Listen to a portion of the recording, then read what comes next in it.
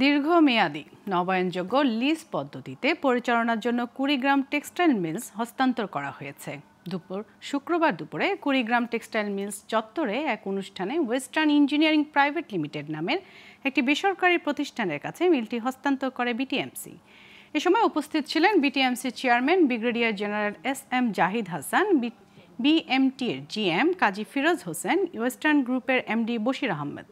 Western company মিলসটিতে 4টি পণ্য উৎপাদন করার কথা রয়েছে, আর এতে কর্মসংস্থান হবে প্রায় 2000 মানুষের।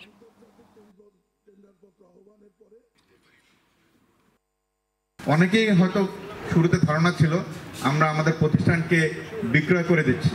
না, প্রতিষ্ঠান বিটিএমসিরই থাকবে। ওনাদেরকে আমরা কাজ করতে দিয়েছি, ওনারা যাতে আপনাদের জন্য কাজ করতে পারে।